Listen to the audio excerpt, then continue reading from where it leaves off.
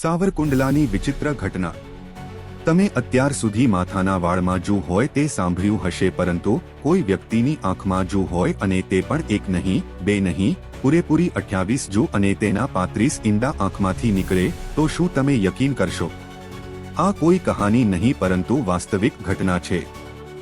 અમરેલીના સાવરકુંડલામાંથી એક વિચિત્ર કિસ્સો પ્રકાશમાં આવ્યો છે। સાવરકુંડલા શહેરની લલ્લુભાઈ શેઠ આરોગ્ય મંદિર હોસ્પિટલમાં એક બાળકનો કેસ નોંધાયો હતો, જેમાં 8 વર્ષના બાળકની આંખની પાંપણ પર 28 જૂ મળી આવી હતી।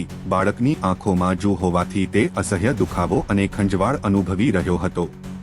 બાળકને અસહ્ય દુખાવા અને ખંજવાળની ફરિયાદ બાદ લલ્લુભાઈ શેઠ આરોગ્ય મંદિર હોસ્પિટલમાં લઈ જવામાં આવ્યો હતો।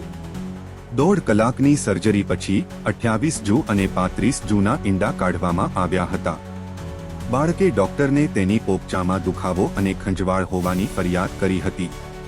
દર્દીની આંખો પણ લાલ થઈ ગઈ હતી। દર્દીએ પહેલાથી જ 2 ડોક્ટરોની સલાહ લીધી હતી, પરંતુ દર્દીએ આંખોમાં દુખાવો અને ખંજવાળની ફરિયાદ કરી।